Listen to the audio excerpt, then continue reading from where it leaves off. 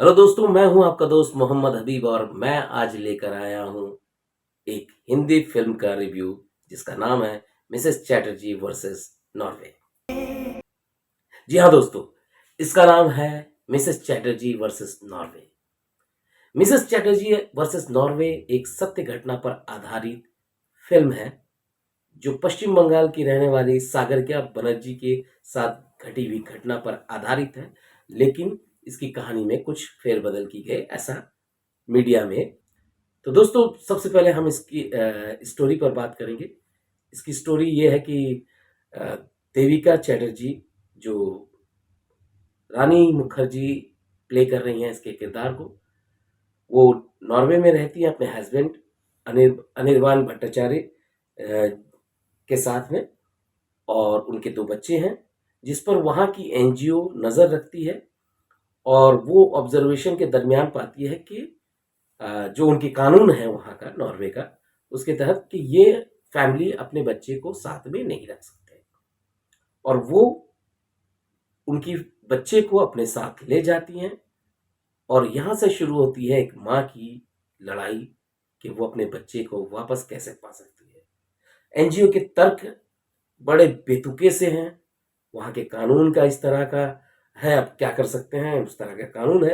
लेकिन वो बहुत ही दहलाने वाली बात है, जो तर्क है वो गले नहीं उतरता।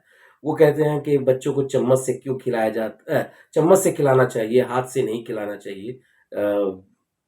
हम भारतीय हैं तो हाथ से ही माँओं ने खिलाया और इतना बड़ा किया है।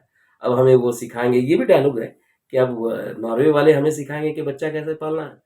तो दोस्तों, इस तरह की वो लॉजिक दे करके बच्चों को अपने माँ बाप से अलग कर देते हैं।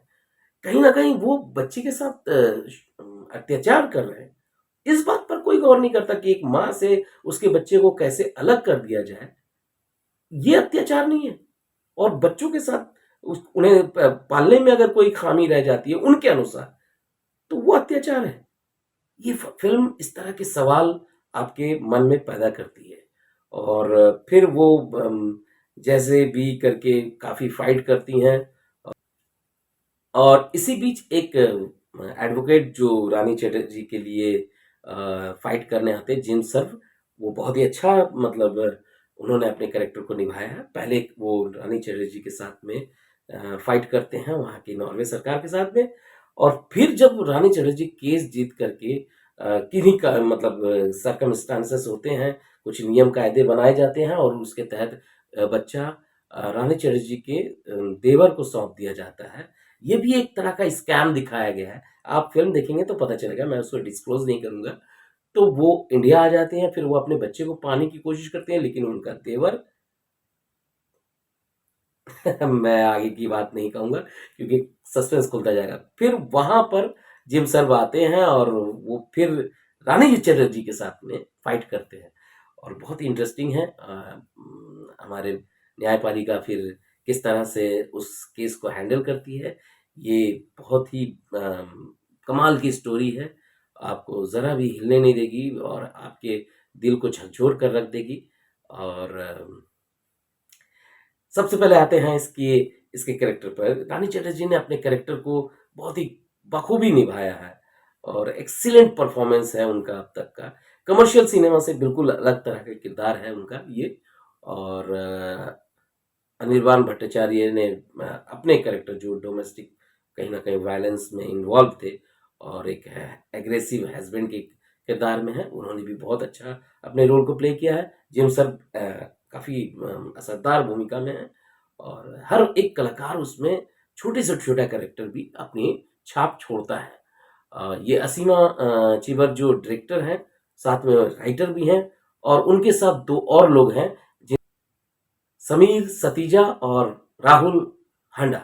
ये 3 लोगों ने मिलकर इसकी स्टोरी को तैयार किया है और लिखा है। और इसे असीम दर्शक हैं जिन्हें इस तरह की सिनेमा पसंद है, तो वो इसे जाकर देख सकते हैं और मज़े ले सकते हैं, और अपने परिवार के साथ देखिए। काफ़ी पारिवारिक फ़िल्म है, और बहुत सारे सवाल हैं जो इस फ़िल्म में ने छोड़े हैं।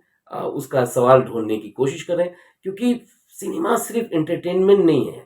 सिनेमा समाज को बदलना जानता है, वो अपनी बात कहता है और अपने सवाल छोड़ता है और उसे आप अपने तरीके से सॉल्व करते हैं, तभी वो सिनेमा अपने सार्थकता को सिद्ध कर पाता है। तो दोस्तों इसी तरह की कहानियों को, इसी तरह की फ़िल्मों को मैं लेकर आता रहूँगा।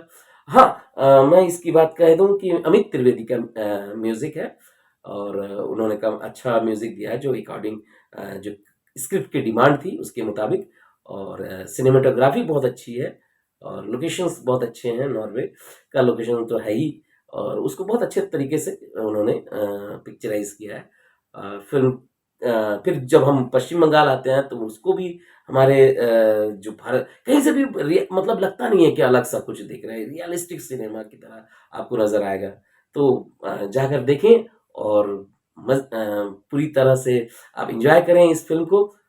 तब तक के लिए मुझे इजाज़त दीजिए। मैं मिलता हूँ एक नए वीडियो के साथ, एक नई फिल्म का रिव्यू या एक नए ड्रामा की रिव्यू लेकर के आऊँगा आपके पास। तब तक के लिए अलविदा दोस्तों।